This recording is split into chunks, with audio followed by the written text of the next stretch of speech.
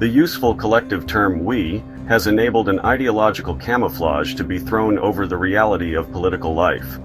If we are the government, then anything a government does to an individual is not only just and untyrannical, but also voluntary on the part of the individual concerned. If the government has incurred a huge public debt which must be paid by taxing one group for the benefit of another, this reality of burden is obscured by saying that we owe it to ourselves.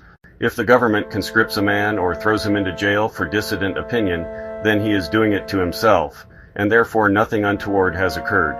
We must therefore emphasize that we are not the government is not us.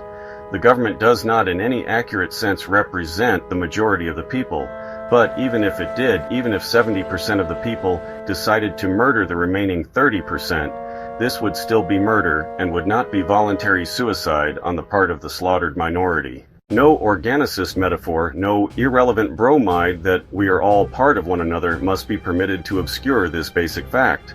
If then the state is not us, if it is not the human family getting together to decide mutual problems, if it is not a lodge meeting or country club, what is it? Briefly, the state is that organization in society which attempts to maintain a monopoly of the use of force and violence in a given territorial area.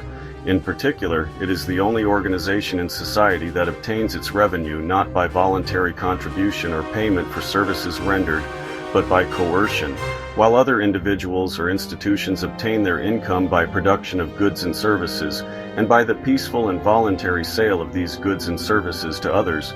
The state obtains its revenue by the use of compulsion, that is, by the use and the threat of the jailhouse and the bayonet. Murray Rothbard.